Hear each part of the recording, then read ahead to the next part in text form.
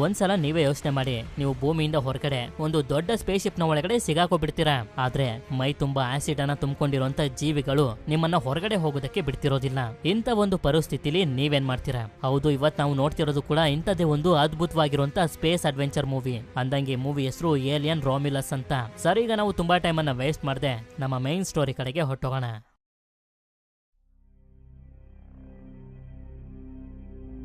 ಈ ಕತೆ ಶುರುವಾಗೋದು 2142ನೇ ಇಸ್ವಿಲಿ. ವೈಲ್ಯಾಂಡ್ ಅನ್ನೋ ಒಂದು ಕಂಪನಿಯ ಸ್ಪೇಸ್ ಶಿಪ್ ಇದರ ಮಿಷನ್ಗೋಸ್ಕರ ಸ್ಪೇಸ್ ನಲ್ಲಿ ಹೋಗ್ತಿರ್ಬೇಕಾದ್ರೆ ಸಂಪೂರ್ಣವಾಗಿ ಸರ್ವನಾಶ ಆಗಿರುವಂತ ಒಂದು ಸ್ಪೇಸ್ ಶಿಪ್ ಇಂದ ಕಲ್ಲಿನ ರೀತಿ ಇರುವಂತ ಒಂದು ವಸ್ತು ತೇಲ್ತಾ ಇವ್ರ ಕಡೆಗೆನೆ ಬರ್ತಿರುತ್ತೆ. ಆದ್ರಿಂದ ಈ ಸ್ಪೇಸ್ ಶಿಪ್ ನಲ್ಲಿ ಇದ್ದಂತ ಸೈಂಟಿಸ್ಟ್ ಗಳು ಆ ಕಲ್ಲನ್ನ ತಗೊಂಡ್ ಬಂದು ಮಧ್ಯಕ್ಕೆ ಕಟ್ ಮಾಡಿದಾಗ್ಲೇ ನಮ್ಗೆ ಗೊತ್ತಾಗೋದು ಇದು ಯಾವುದೇ ತರದ ಕಲ್ಲಲ್ಲ, ಇದ್ರೊಳಗಡೆ ಕ್ಸೆನೋಮಾರ್ಫ್ ಅನ್ನೋ ಒಂದು ಏಲಿಯನ್ ತನ್ನನ್ನ ತಾನು ಬಂಧಿಸ್ಕೊಂಡಿತ್ತು ಅಂತ. ಇಲ್ಲಿಗೆ ಸೀನ್ ಕಟ್ ಆಗಿ ಸ್ವಲ್ಪ ತಿಂಗಳುಗಳ ಕಾಲ ಮುಂದಕ್ಕೆ ಶಿಫ್ಟ್ ಆದಾಗ ಭೂಮಿಯಿಂದ ಸಾವಿರಾರು ಲೈಟ್ ಇಯರ್ಸ್ ಗಳ ದೂರದಲ್ಲಿರುವಂತ ಜಾಕ್ಸನ್ ಸ್ಟಾರ್ ಅನ್ನೋ ಒಂದು ಗ್ರಹನ ನಮ್ಗೆ ತೋರಿಸ್ತಾರೆ. ಹಾಗೆ ಇದೇ ಗ್ರಹದಲ್ಲಿ ನಮ್ಗೆ ರೈನ್ ಅನ್ನೋ ಒಬ್ಳು ಹುಡುಗಿನೂ ಕೂಡ ತೋರಿಸ್ತಾರೆ. ಹಾಗೆ ಇವನ ಹೆಸರು ಆಂಡಿ. ಇವನು ರೈನ್ ನ ತಮ್ಮ. ಆಕ್ಚುಲಿ ಹೇಳಬೇಕು ಅಂತಂದ್ರೆ ವೈಲ್ಯಾಂಡ್ ಕಂಪನಿಯವರು ಈ ಗ್ರಹದಲ್ಲಿ ಸಿಕ್ತಿರುವಂತ ಖನಿಜಕ್ಕೋಸ್ಕರ ಜನರನ್ನ ಕರ್ಕೊಂಡ್ ಬಂದು ಇಲ್ಲಿ ಮೈನಿಂಗ್ ಅನ್ನ ಮಾಡಿಸ್ತಿರ್ತಾರೆ. ರೈನ್ ಹಾಗೆ ಆಂಡಿ ಕೂಡ ಇದೇ ಮೈನಿಂಗ್ ಕೆಲಸನ ಮಾಡ್ತಿರೋದು. ಆದ್ರೆ ಈಗ ಇವರಿಬ್ರು ಈ ಗ್ರಹನ ಬಿಟ್ಟು ದೂರ ಹೋಗ್ಬೇಕು ಅಂತ ಡಿಸೈಡ್ ಮಾಡಿರ್ತಾರೆ. ಅದಕ್ಕೆ ರೈನ್ ವೈಲ್ಯಾಂಡ್ ಕಂಪನಿಯ ಒಬ್ರು ಆಫೀಸರ್ ಹತ್ರ ಬಂದು ಹೇಳ್ತಾಳೆ, ನಮ್ಮ ತಂದೆ ತಾಯಿ ಜೊತೆ ಆಗಿದಂತ ಕಾಂಟ್ರಾಕ್ಟ್ ನ ಪ್ರಕಾರ ಇವತ್ತಿಗೆ ನಾನು 12,000 ಅವರ್ಸ್ ಗಳ ಕೆಲಸನ ಮಾಡಿದ್ದೀನಿ. ಈಗ ನಾನು ಇಲ್ಲಿಂದ ಯಾವಾಗ ಅನ್ನೋ ಒಂದು ಗ್ರಹಕ್ಕೆ ಹೋಗ್ಬೇಕು ಅಂತ. ಆಗ ಆಫೀಸರ್ ಹೇಳ್ತಾರೆ, ನಾವು ವರ್ಕಿಂಗ್ ಅವರ್ಸ್ ಕೋಟ್ ಅನ್ನ 12,000ದಿಂದ 24,000 ಕೋಟ್ ಆಗಿ ಎಕ್ಸ್ಟೆಂಡ್ ಮಾಡಿದೀವಿ. ಇದರಿಂದ ನೀವು ನಮ್ಮ ಕಂಪನಿಯಿಂದ ಫ್ರೀ ಆಗ್ಬೇಕು ಅಂತಂದ್ರೆ ಇನ್ನು 5 ರಿಂದ 6 ವರ್ಷ ಕೆಲಸ ಮಾಡ್ಬೇಕು ಅಂತ. ಹೀಗೆ ಇವರು ಮಾತಾಡ್ತಿರ್ಬೇಕಾದ್ರೆ ನಮ್ಗೆ ಗೊತ್ತಾಗುತ್ತೆ ರೈನ್ ನ ತಂದೆ ತಾಯಿ ಇದೇ ಜಾಗದಲ್ಲಿ ಕೆಲಸ ಮಾಡ್ತಾ ಮಾಡ್ತಾ ಸತ್ತೋಗಿದ್ದಾರೆ ಅಂತ. ಈ ಕಡೆ ಒಂದಷ್ಟು ಮಕ್ಕಳು ಬಂದು ಆಂಡಿಗೆ ಹೊಡಿತಿರ್ಬೇಕಾದ್ರೆ ಅದೇ ಸಮಯಕ್ಕೆ ರೈನ್ ಬರ್ತಾಳೆ. ಇಲ್ಲಿ ನಮ್ಗೆ ಗೊತ್ತಾಗುತ್ತೆ ಆಂಡಿ ಯಾವುದೇ ತರದ ಮನುಷ್ಯ ಅಲ್ಲ, ಇವನೊಬ್ಬ ಸಿಂಥೆಟಿಕ್ ರೋಬೋಟ್ ಅಂತ. ಈಗ ಈ ಗ್ರಹನ ಬಿಟ್ಟು ಹೋಗೋದಕ್ಕಾಗೋದಿಲ್ಲ, ಏನ್ ಮಾಡೋದು ಅಂತ ಇವರಿಬ್ರು ಯೋಚನೆ ಮಾಡ್ತಿರ್ಬೇಕಾದ್ರೆ ಅದೇ ಸಮಯಕ್ಕೆ ರೈನ್ ನ ಫ್ರೆಂಡ್ ಆಗಿರುವಂತ ಟೈಲರ್ ಕಾಲ್ ಮಾಡಿ ಹೇಳ್ತಾನೆ, ನಮ್ಗೆ ಒಂದು ವಿಷಯ ಗೊತ್ತಾಗಿದೆ, ಆಂಡಿನ ಕರ್ಕೊಂಡು ಬೇಗ ಬಾ ಅಂತ. ಸರಿ ಅಂತ ಹೇಳಿ ಇವಳು ಕೂಡ ಆಂಡಿನ ಕರ್ಕೊಂಡು ಟೈಲರ್ ಇರುವಂತ ಜಾಗಕ್ಕೆ ಬಂದಾಗ ಇಲ್ಲಿ ನಮ್ಗೆ ಕೆ ಅನ್ನೋ ಒಬ್ಳು ಹುಡುಗಿ ಪರಿಚಯ ಆಗ್ತಾಳೆ. ಇವನು ಕೆ ನ ಅಣ್ಣ ಟೈಲರ್, ಇವಳ ಹೆಸರು ನವಾರೋ, ಹಾಗೆ ಇವನು ಬ್ರಿಯಾನ್. ಆಗ ಇವರೆಲ್ಲರೂ ರೈನ್ ಗೆ ಹೇಳ್ತಾ ಹೋಗ್ತಾರೆ, ನಿನ್ನೆ ರಾತ್ರಿ ನಾವು ಸ್ಪೇಸ್ ನಲ್ಲಿ ನಮ್ಮ ಡ್ಯೂಟಿನ ಮಾಡ್ತಿರ್ಬೇಕಾದ್ರೆ ನಮ್ಮ ಸ್ಪೇಸ್ ಶಿಪ್ ಗೆ ಒಂದು ಸಿಗ್ನಲ್ ರಿಸೀವ್ ಆಯ್ತು. ಆ ಸಿಗ್ನಲ್ ಅನ್ನ ಫಾಲೋ ಮಾಡ್ಕೊಂಡು ಹೋದಾಗ ನಮ್ಗೆ ಗೊತ್ತಾಯ್ತು ಈ ಗ್ರಹದ ಸುತ್ತಮುತ್ತ ಕೆಟ್ಟೋಗಿರುವಂತ ಒಂದು ಸ್ಪೇಸ್ ಶಿಪ್ ಇದೆ ಅಂತ. ಆ ಸ್ಪೇಸ್ ಶಿಪ್ ನಲ್ಲಿರುವಂತ ಸ್ಲೀಪಿಂಗ್ ಚೇಂಬರ್ಸ್ ಗಳು ನಮ್ಗೆ ಬೇಕು. ಯಾಕೆಂತಂದ್ರೆ ಇಲ್ಲಿಂದ ನಾವು ಯಾವಾಗ ಗ್ರಹಕ್ಕೆ ಹೋಗ್ಬೇಕು ಅಂತಂದ್ರೆ 9 ವರ್ಷಗಳು ಹಿಡಿತವೆ. ನಮ್ಗೇನಾದ್ರೂ ಆ ಸ್ಲೀಪಿಂಗ್ ಚೇಂಬರ್ ಸಿಕ್ಬಿಟ್ರೆ 9 ವರ್ಷಗಳ ಕಾಲ ಯಾವುದೇ ತರದ ಊಟ ನೀರು ಇಲ್ದಂಗೆ ಟ್ರಾವೆಲ್ ಮಾಡಿ ಆರಾಮಾಗಿ ಯಾವಾಗ ಗ್ರಹಕ್ಕೆ ಹೋಗಿ ತಲುಪೋದು ಅಂತ. ಇದೆಲ್ಲ ಮಾಡ್ಬೇಕು ಅಂತಂದ್ರೆ ಇವರಿಗೆ ಆಂಡಿಯ ಸಹಾಯ ಬೇಕು. ಯಾಕೆಂತಂದ್ರೆ ಇವನು ಕೂಡ ವೈಲ್ಯಾಂಡ್ ಕಂಪನಿಗೆ ಸೇರಿರುವಂತ ಒಂದು ರೋಬೋಟ್. ಆಂಡಿನ ಕರ್ಕೊಂಡು ಹೋದ್ರೆ ಆರಾಮಾಗಿ ಆ ಸ್ಪೇಸ್ ಶಿಪ್ ನ ಒಳಗಡೆ ಎಂಟರ್ ಆಗಿ ಸ್ಲೀಪಿಂಗ್ ಚೇಂಬರ್ಸ್ ಗಳನ್ನ ತಗೊಂಡ್ ಬರ್ಬೋದು ಅಂತ. ಆದ್ರೂ ಬ್ರಿಯಾನ್ಗೆ ರೋಬೋಟ್ ಗಳಂದ್ರೆ ಇಷ್ಟ ಇರೋದಿಲ್ಲ. ಇದರಿಂದ ಆಂಡಿ ಬಗ್ಗೆ ಹೇಗಂದ್ರೆ ಹಾಗೆ ಮಾತಾಡ್ತಿರ್ತಾನೆ. ಇದು ರೈನ್ಗೆ ಇಷ್ಟ ಆಗದೆ ಆಂಡಿನ ಕರ್ಕೊಂಡು ಹೋಗ್ತಿರ್ಬೇಕಾದ್ರೆ ಅಲ್ಲಿಗೆ ಟೈಲರ್ ಬಂದು ಇವಳಿಗೆ ಅರ್ಥ ಮಾಡಿಸ್ತಾನೆ, ವೈಲ್ಯಾಂಡ್ ಕಂಪನಿಯವರು ನಮ್ಮನ್ನ ಇಲ್ಲಿಂದ ಹೋಗೋದಕ್ಕೆ ಬಿಡೋದಿಲ್ಲ, ಈಗ ನಮ್ಮ ಹತ್ರ ಇಲ್ಲಿಂದ ತಪ್ಪಿಸ್ಕೊಂಡು ಹೋಗೋದಕ್ಕೆ ಚಾನ್ಸ್ ಇದೆ, ಇದನ್ನ ಮಿಸ್ ಮಾಡ್ಕೋಬೇಡ ಅಂತ. ಇದು ಇವಳಿಗೂ ಕೂಡ ಸರಿ ಅಂತ ಅನ್ಸಿ ಅವ್ರ ಜೊತೆ ಹೋಗೋದಕ್ಕೆ ಒಪ್ಕೋತಾಳೆ.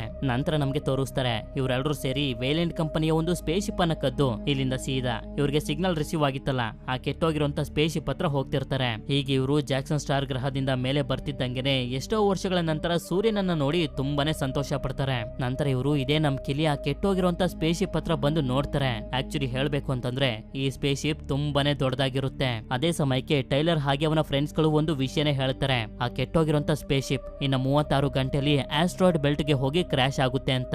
ಆಸ್ಟ್ರಾಯ್ಡ್ ಬೆಲ್ಟ್ ಅಂದ್ರೆ ಬೇರೆ ಏನು ಅಲ್ಲ, ಈ ಜಾಕ್ಸನ್ ಸ್ಟಾರ್ ಗ್ರಹದ ಸುತ್ತ ಒಂದು ರಿಂಗ್ ಇದೆಯಲ್ಲ ಅದನ್ನೇ ಆಸ್ಟ್ರಾಯ್ಡ್ ಬೆಲ್ಟ್ ಅನ್ನೋದು. ಆದ್ರೆ ಇವರು ಸ್ಪೇಸ್ ಶಿಪ್ ನ ಒಳಗಡೆ ಹೋಗಿ ಸ್ಲೀಪಿಂಗ್ ಚೇಂಬರ್ಸ್ ಅನ್ನ ತರೋದಕ್ಕಾಗೋದು ಬರೀ ಅರ್ಧ ಗಂಟೆ ಮಾತ್ರ.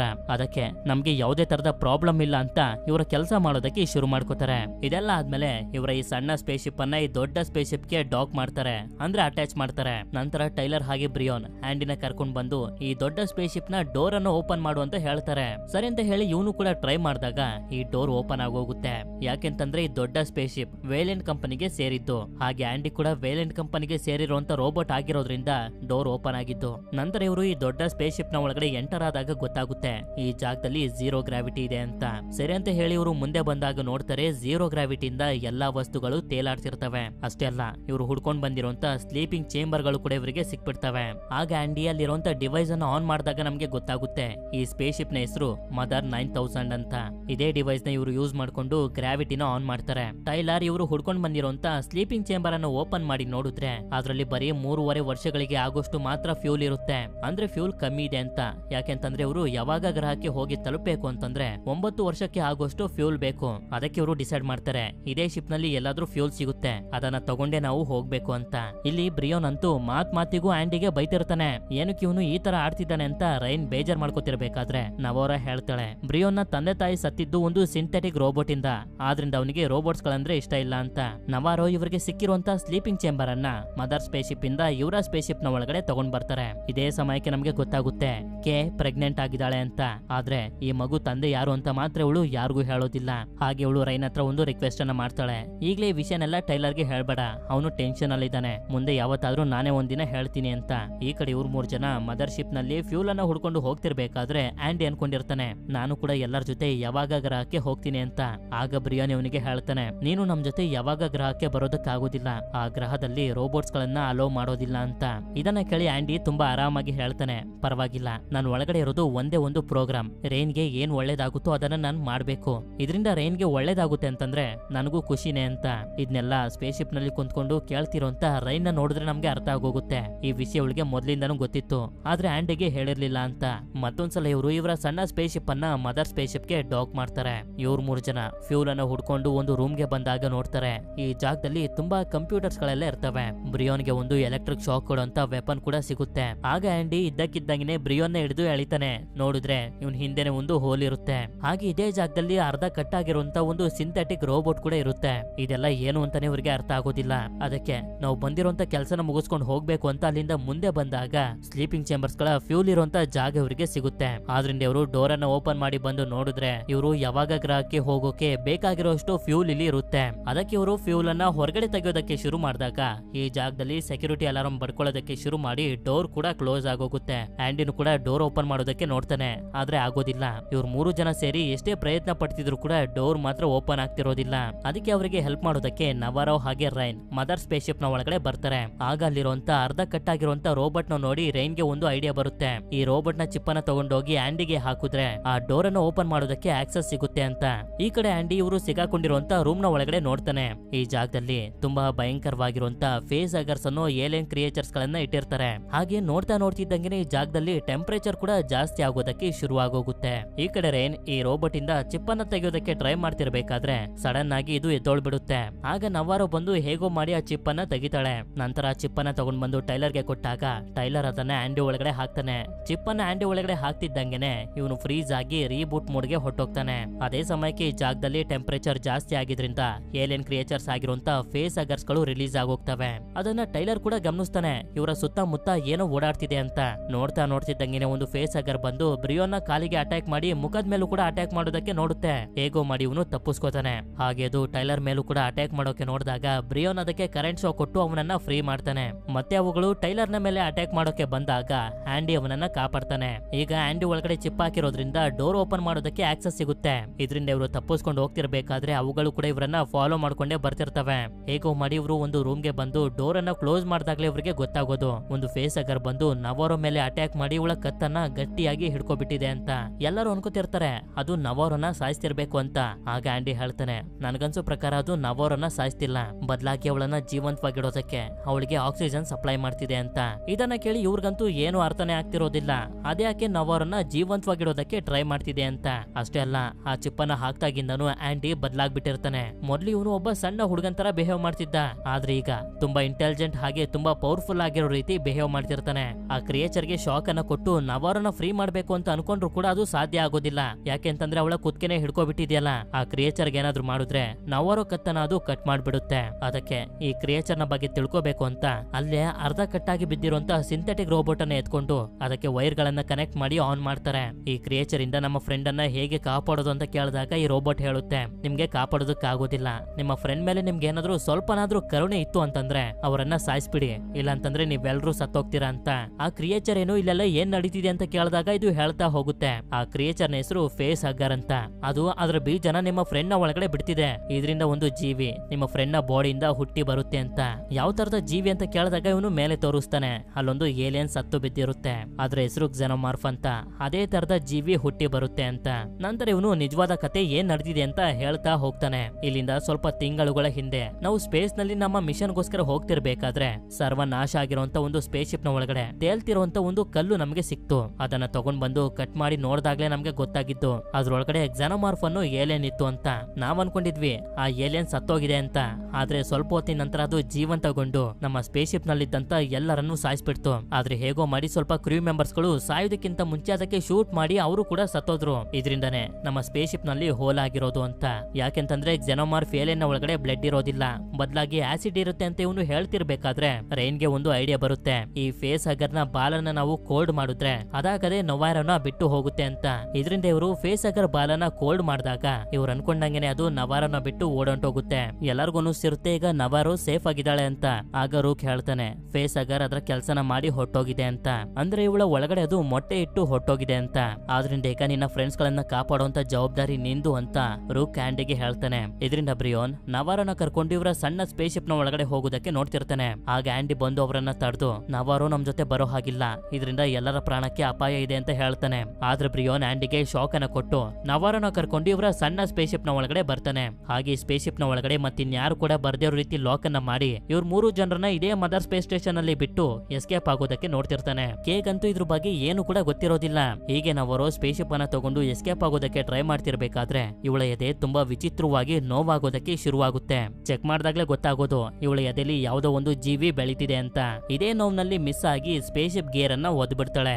ಆಗ ಈ ಸಣ್ಣ space ship mother space station ಗೆ ಕ್ರಾಶ್ ಆಗೋದಕ್ಕೆ ಅಂತ ಹೋಗ್ತಿರುತ್ತೆ.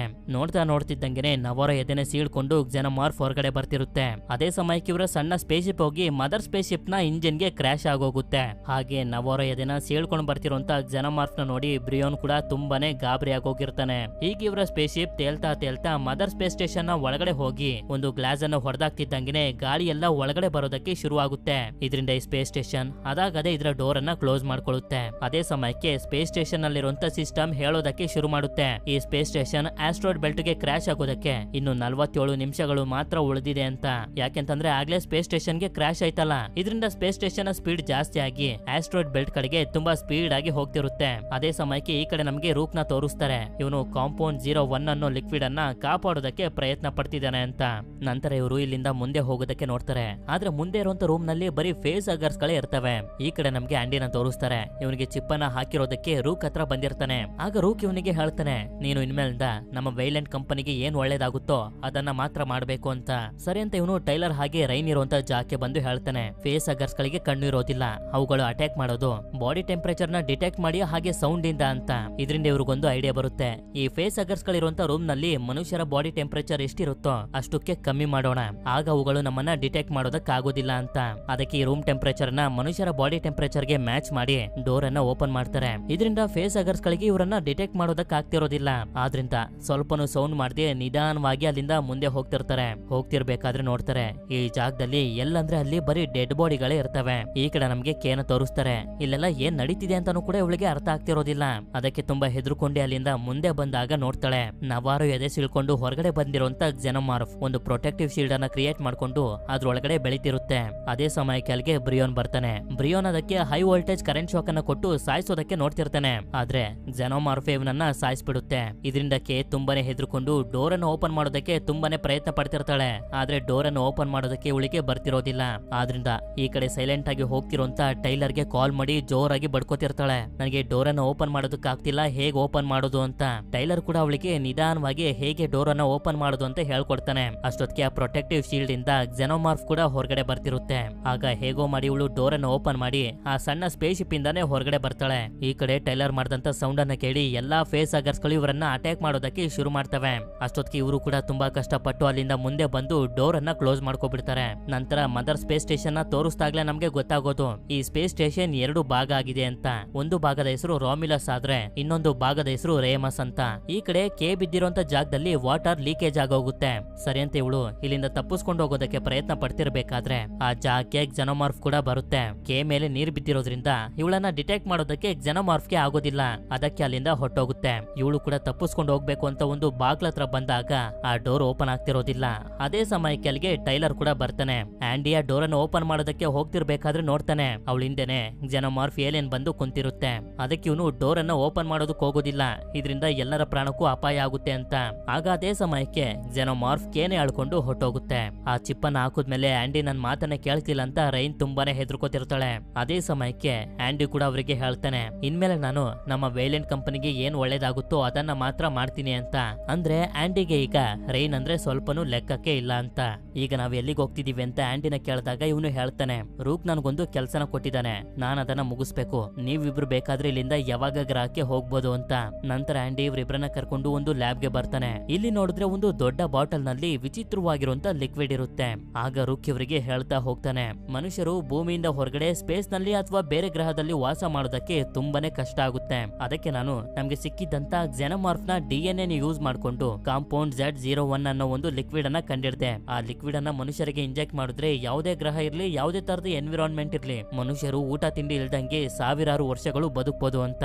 ಅದೇ ಸಮಯಕ್ಕೆ ಆಂಡಿಗೆ ರೂಕ್ ಹೇಳ್ತಿರುವಂತ ಕಾಂಪೌಂಡ್ Z01 ಲಿಕ್ವಿಡ್ ಗಳು ಸಿಗ್ತವೆ. ಈಗ ಇವನು ಇದನ್ನ ತಗೊಂಡೋಗಿ ಜಾಕ್ಸನ್ ಸ್ಟಾರ್ ಗ್ರಹದಲ್ಲಿರುವಂತ ವೈಲೆಂಟ್ ಕಂಪನಿಗೆ ಕೊಡ್ಬೇಕು. ಸರಿ ಅಂತ ಆಂಡಿ ಇವ್ರಿಬ್ರನ್ನ ಕರ್ಕೊಂಡು ಹೋಗ್ತಿರ್ಬೇಕಾದ್ರೆ ಗಮನಿಸ್ತಾರೆ, ಹೊರಗಡೆ ಜೆನೋಮಾರ್ಫ್ ಇವ್ರಿಗೋಸ್ಕರನೇ ಕಾಯ್ತಿರುತ್ತೆ. ಅದಕ್ಕೆ ಆಂಡಿ ಇವರಿಗೆ ಗನ್ ಅನ್ನ ಕೊಡ್ತಾನೆ. ಈ ಗನ್ನಿನ ವಿಶೇಷತೆ ಏನು ಅಂತಂದ್ರೆ, ಒಂದು ಸಲ ಟಾರ್ಗೆಟ್ ಅನ್ನ ಲಾಕ್ ಮಾಡಿದ್ರೆ ಆ ಟಾರ್ಗೆಟ್ ಮಿಸ್ ಆಗೋದೇ ಇಲ್ಲ. ಹಾಗೆ ಇವನು ಮತ್ತೊಂದು ವಿಷಯನೂ ಕೂಡ ಹೇಳ್ತಾನೆ, ನಾವು ಜೆನೋಮಾರ್ಫ್ ನ ಮೇಲೆ ಅಟ್ಯಾಕ್ ಮಾಡಬಾರ್ದು, ಯಾಕೆಂತಂದ್ರೆ ಅದರ ಬಾಡಿಲಿ ಇರೋದು ರಕ್ತ ಅಲ್ಲ, ತುಂಬಾ ಸ್ಟ್ರಾಂಗ್ ಆಗಿರುವಂತ ಆಸಿಡ್. ಆ ಆಸಿಡ್ ಏನಾದ್ರೂ ಈ ಸ್ಪೇಸ್ ಸ್ಟೇಷನ್ ನ ಮೇಲೆ ಬಿದ್ರೆ ಸ್ಪೇಸ್ ಸ್ಟೇಷನ್ ಹಾಳಾಗಿ ನಾವು ಕೂಡ ಬದುಕುವಂತ ಚಾನ್ಸಸ್ ಕಮ್ಮಿ ಆಗೋಗುತ್ತೆ ಅಂತ.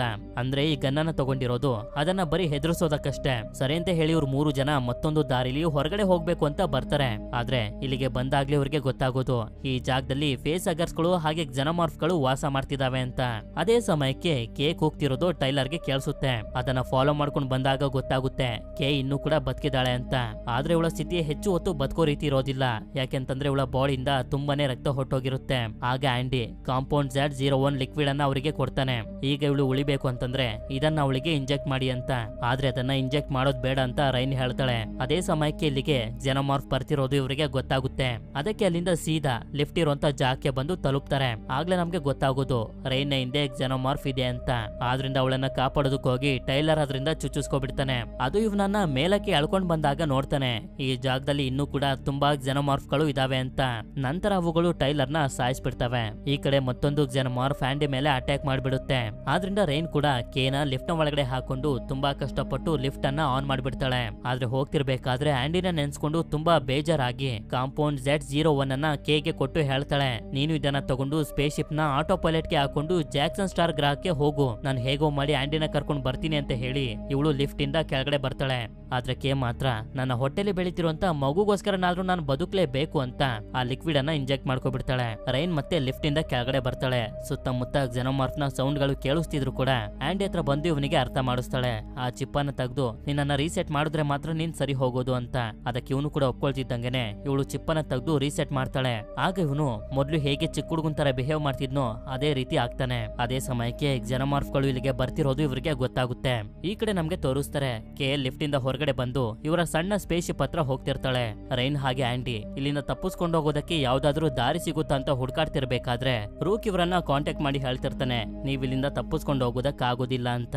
ಅದೇ ಸಮಯಕ್ಕೆ ಈ ಜಾಗದ ಹತ್ತತ್ರನೇ ಜೆನೋಮಾರ್ಫ್ ಗಳು ಬಂದ್ಬಿಡ್ತವೆ. ಈ ಕಡೆ ಕೆ ಇವರ ಸಣ್ಣ ಸ್ಪೇಸ್ ಶಿಪ್ ನ ಒಳಗಡೆ ಇರ್ಬೇಕಾದ್ರೆ ರೂಕ್ ಕಾಂಟ್ಯಾಕ್ಟ್ ಮಾಡಿ ಅವಳಿಗೆ ಹೇಳ್ತಿರ್ತಾನೆ, ಅವರಿಬ್ರು ಬರೋದಿಲ್ಲ, ಅವರಿಬ್ರು ಸತ್ತೋದ್ರು, ನೀನ್ ಇಲ್ಲಿಂದ ಕಾಂಪೌಂಡ್ Z01 ಅನ್ನ ತಗೊಂಡು ಜಾಕ್ಸನ್ ಗ್ರಹಕ್ಕೆ ಹೋಗು ಅಂತ. ಅದೇ ಸಮಯಕ್ಕೆ ನಮ್ಗೆ ತೋರಿಸ್ತಾರೆ ಈ ಕಡೆ ಇವರಿಬ್ರು ಇವರ ಸಾವನ್ನ ಆಕ್ಸೆಪ್ಟ್ ಮಾಡ್ಕೊಬಿಟ್ಟಿರ್ತಾರೆ. ಯಾಕೆಂತಂದ್ರೆ ಇವರು ಜೆನೋಮಾರ್ಫ್ ನ ಮೇಲೆ ಅಟ್ಯಾಕ್ ಮಾಡಿದ್ರೆ ಅವುಗಳ ಬಾಡಿಲಿರುವಂತ ಆಸಿಡ್ ಸ್ಪೇಸ್ ಶಿಪ್ ನ ಮೇಲೆ ಬಿದ್ದು ಸ್ಪೇಸ್ ಶಿಪ್ ನಾಶ ಆಗ್ತಿದ್ದಂಗೆನೆ ಇವರು ಕೂಡ ನಾಶ ಆಗೋಗ್ತಾರೆ. ಅಥವಾ ಇವ್ರ ಪಾಡಿಗೆ ಇವ್ರು ಇರ್ತಾರೆ ಅಂತಂದ್ರೆ ಜೆನೋಮಾರ್ಫ್ ಗಳು ಇವರನ್ನ ಸಾಯಿಸ್ಬಿಡ್ತವೆ. ಹೀಗೆ ಇವರು ಬೇಜಾರ್ ಮಾಡ್ಕೊಂಡು ಕುಂತಿರ್ಬೇಕಾದ್ರೆ ಅದೇ ಸಮಯಕ್ಕೆ ರೈನ್ ಗೆ ಒಂದು ಐಡಿಯಾ ಬರುತ್ತೆ, ಈ ಸ್ಪೇಸ್ ಸ್ಟೇಷನ್ ಗ್ರಾವಿಟಿನ ಆಫ್ ಮಾಡಿದ್ರೆ ನಾವು ಜೆನೋಮಾರ್ಫ್ ನ ಮೇಲೆ ಅಟ್ಯಾಕ್ ಮಾಡಬಹುದು ಅಂತ. ಅದನ್ನ ಆಫ್ ಮಾಡಿ ಇವಳು ರೆಡಿ ಆಗಿ ಕುತ್ಕೋತಿದ್ದಂಗೆನೆ ಜೆನೋಮಾರ್ಫ್ ಗಳು ಕೂಡ ಅಲ್ಲಿಗೆ ಬರ್ತವೆ.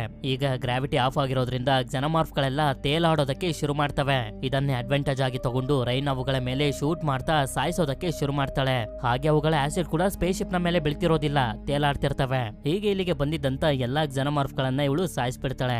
ಸರಿ ಅಂತ ಇವರಿಬ್ರು ಲಿಫ್ಟ್ ಇರುವಂತ ಜಾಗಕ್ಕೆ ಹೋಗ್ತಿರ್ಬೇಕಾದ್ರೆ ಇನ್ನೇನು ಆಸಿಡ್ ಇವಳ ಮೇಲೆನೆ ಬೀಳೋದ್ರಲ್ಲಿರುತ್ತೆ. ಆದ್ರೆ ಹೇಗೋ ಮಾಡಿ ಅದರಿಂದ ತಪ್ಪಿಸ್ಕೊತಾಳೆ. ಅಷ್ಟೇ ಅಲ್ಲದೆ ಈ ಮದರ್ ಸ್ಪೇಸ್ ಸ್ಟೇಷನ್ ಕೂಡ ಇನ್ನೇನು ಆಸ್ಟ್ರಾಯ್ಡ್ ಬೆಲ್ಟ್ ಗೆ ಕ್ರಾಶ್ ಆಗೋದ್ರಲ್ಲಿ ಇರುತ್ತೆ. ಆದ್ರಿಂದ ಇವರಿಬ್ರು ತುಂಬಾ ಬೇಗ ಲಿಫ್ಟ್ ಹತ್ರ ಬರ್ತಾರೆ. ಆದ್ರೆ ಇವರು ಗ್ರಾವಿಟಿನ ಆಫ್ ಮಾಡಿರೋದ್ರಿಂದ ಲಿಫ್ಟ್ ವರ್ಕ್ ಆಗ್ತಿರೋದಿಲ್ಲ. ಆದ್ರಿಂದ ಇವರು ತೇಲ್ತಾ ಮೇಲ್ ಹೋಗೋದಕ್ಕೆ ನೋಡ್ತಿರ್ಬೇಕಾದ್ರೆ ಒಂದು ಜೆನೋಮಾರ್ಫ್ ಇವಳ ಕಾಲನ್ನ ಹಿಡ್ಕೊಬಿಡುತ್ತೆ. ಆದ್ರೆ ಇವಳು ಶೂಟ್ ಮಾಡಿ ಅಲ್ಲಿಂದ ಬಿಡಿಸ್ಕೊಂಡು ಮೇಲಕ್ಕೆ ಹೋಗ್ತಿರ್ತಾಳೆ. ಅದೇ ಸಮಯಕ್ಕೆ ಗ್ರಾವಿಟಿ ಆಫ್ ಆಗಿದ್ರಿಂದ ಇನ್ನೇನು ಇವಳು ಕೆಳಗಡೆ ಬಿಡ್ಬೇಕು ಅಂತ ಅನ್ಕೊಳ್ಳೋಷ್ಟರಲ್ಲಿ ಒಂದು ಜೆನೋಮಾರ್ಫ್ ಇವಳನ್ನ ಹಿಡ್ಕೊಳ್ಳುತ್ತೆ. ಹಾಗೆ ಈ ಕಡೆ ಆಸಿಡ್ ಎಲ್ಲ ಸ್ಪೇಸ್ ಸ್ಟೇಷನ್ ನ ಮೇಲೆ ಬೀಳ್ತಿದ್ದಂಗೆನೆ ಸ್ಪೇಸ್ ಸ್ಟೇಷನ್ ಹೋಲ್ ಆಗೋಗುತ್ತೆ. ಹಾಗೆ ರೈನ್ ಇರೋಂತ ಜಾಗಕ್ಕೆ ತುಂಬಾ ಜೆನೋಮಾರ್ಫ್ ಗಳೆಲ್ಲ ಬರ್ತಿರ್ತವೆ. ಆಗ ಆಂಡಿ ಲಿಫ್ಟ್ ಅನ್ನ ಕೆಳಗಡೆ ಬರೋ ರೀತಿ ಮಾಡಿ ಆ ಎಲ್ಲಾ ಜೆನೋಮಾರ್ಫ್ ಗಳನ್ನ ಸಾಯಿಸ್ಬಿಡ್ತಾನೆ. ಆದ್ರೆ ರೈನ್ ಮಾತ್ರ ಇನ್ನೂ ಕೂಡ ಸೇಫ್ ಆಗಿರ್ತಾಳೆ. ಆಗ ನಮ್ಗೆ ಗೊತ್ತಾಗುತ್ತೆ ಇನ್ನೂ ಒಂದು ಜೆನೋಮಾರ್ಫ್ ಬದುಕಿದೆ ಅಂತ.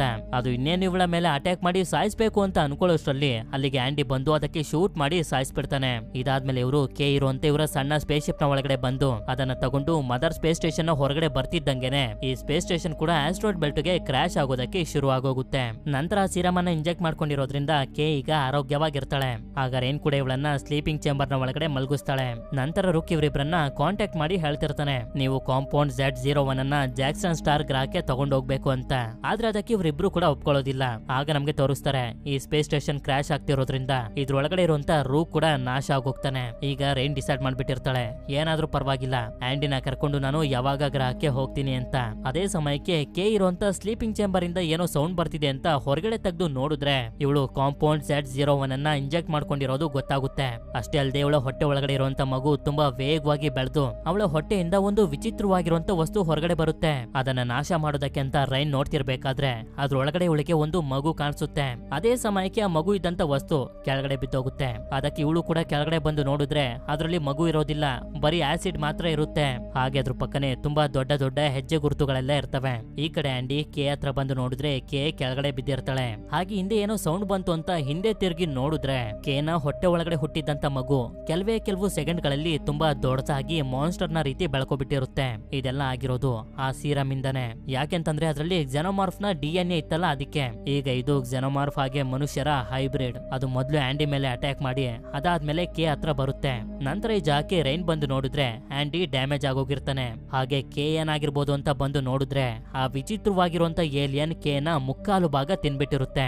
ಅದು ರೈನ್ ಮೇಲೆ ಅಟ್ಯಾಕ್ ಮಾಡೋದಕ್ಕೆ ಅಂತ ಮುಂದೆ ಬಂದಾಗ ಹೇಗೋ ಮಾಡಿ ಅದರಿಂದ ತಪ್ಪಿಸ್ಕೊಂಡು ಆಂಡಿ ಹತ್ರ ಬರ್ತಾಳೆ. ಆದ್ರೆ ಆಂಡಿ ಕಂಪ್ಲೀಟ್ ಆಗಿ ಡ್ಯಾಮೇಜ್ ಆಗೋಗಿರ್ತಾನೆ. ಹಾಗೆ ಈ ಜಾಗದಲ್ಲಿ ಟೆಂಪರೇಚರ್ ತುಂಬಾ ಕಮ್ಮಿ ಆಗಿರೋದ್ರಿಂದ ಮೊದಲು ಸ್ಪೇಸ್ ಸೂಟ್ ಅನ್ನ ಹಾಕುತ್ತಾಳೆ. ಅದೇ ಸಮಯಕ್ಕೆ ಸಣ್ಣ ಸ್ಪೇಸ್ ಶಿಪ್ ನ ಬ್ಲೂ ಪ್ರಿಂಟ್ ನೋಡಿದಾಗ ಇವಳಿಗೊಂದು ಐಡಿಯಾ ಬರುತ್ತೆ. ಆದ್ರಿಂದ ಇವಳು ಸ್ಪೇಸ್ ಶಿಪ್ ನ ಕೆಳಗಡೆ ಇರುವಂತ ಕಂಪಾರ್ಟ್ಮೆಂಟ್ ಗೆ ಬಂದು ಒಂದು ಹಗ್ಗನ ಕಟ್ಕೋತಾಳೆ. ನಂತರ ಆ ಏಲಿಯನ್ ಇಲ್ಲಿಗೆ ಬರ್ತಿದ್ದಂಗೆನೆ ಆ ಏಲಿಯನ್ ಹುಟ್ಟಿದಂತ ವಸ್ತು ಇರುತ್ತಲ್ಲ ಅದ್ರೊಳಗಡೆ ಇದ್ದಂತ ಆಸಿಡ್ ಅನ್ನ ಸ್ಪೇಸ್ ಶಿಪ್ ನ ಮೇಲೆ ಚೆಲ್ಬಿಡ್ತಾಳೆ. ಅದರಿಂದ ಒಂದು ಹೋಲ್ ಕ್ರಿಯೇಟ್ ಆಗಿದ್ರಿಂದ ರೈನ್ ಗೆ ಅನ್ಸುತ್ತೆ ಆ ಏಲಿಯನ್ ನಾಶ ಆಗೋಯ್ತು ಅಂತ. ಆದ್ರೆ ಅದೇ ಸಮಯಕ್ಕೆ ಇಲ್ಲೇ ಇದ್ದಂತ ಏಲಿಯನ್ ಇವಳ ಮೇಲೆ ಅಟ್ಯಾಕ್ ಮಾಡೋದಕ್ಕೆ ಶುರು ಮಾಡುತ್ತೆ. ಅದಕ್ಕೆ ಇವಳು ಸ್ಪೇಸ್ ಶಿಪ್ ನ ಕೆಳಗಡೆ ಕಂಪಾರ್ಟ್ಮೆಂಟ್ ನೇ ಡಿಟ್ಯಾಚ್ ಮಾಡ್ಬಿಡ್ತಾಳೆ. ಆಗ ಅದ್ರ ಜೊತೆ ಏಲಿಯನ್ ಕೂಡ ಹೋಗಿ ಆಸ್ಟ್ರಾಯ್ಡ್ ಬೆಲ್ಟ್ ಗೆ ಕ್ರಾಶ್ ಆಗಿ ನಾಶ ಆಗೋಗುತ್ತೆ. ಈಗ ಎಲ್ಲಾ ಪ್ರಾಬ್ಲಮ್ ಸಾಲ್ವ್ ಆಗಿರೋದ್ರಿಂದ ರೈನ್ ಸ್ಲೀಪಿಂಗ್ ಚೇಂಬರ್ ನ ಒಳಗಡೆ ಮಲ್ಕೊಂಡು ಈ ಸ್ಪೇಸ್ ಶಿಪ್ ಅನ್ನ ಆಟೋ ಪೈಲಟ್ ಗೆ ಹಾಕಿ ಇಲ್ಲಿಂದ ಯಾವಾಗ ಗ್ರಹಕ್ಕೆ ಹೋಗ್ತಿರ್ತಾಳೆ. ಇಲ್ಲಿಗೆ ಈ ಮೂವಿ ಎಂಡ್ ಆಗುತ್ತೆ. ಈ ಮೂವಿ ನಿಮ್ಮೆಲ್ಲರಿಗೂ ಇಷ್ಟ ಆಗಿರುತ್ತೆ ಅಂತ ಅನ್ಕೊಂಡಿದೀನಿ. ಇಷ್ಟ ಆಗಿತ್ತು ಅಂತಂದ್ರೆ ನನಗೆ ಕಮೆಂಟ್ ಮಾಡಿ ತಿಳಿಸಿ ಈ ಮೂವಿ ನಿಮ್ಗೆ ಹೇಗೆ ಅನಿಸ್ತು ಅಂತ. ಸರಿ, ಸಿಗೋಣ ಮತ್ತೊಂದು ಅಮೇಜಿಂಗ್ ಆಗಿರುವಂತ ವಿಡಿಯೋದಲ್ಲಿ. Until then stay tune mister explainer Kannada.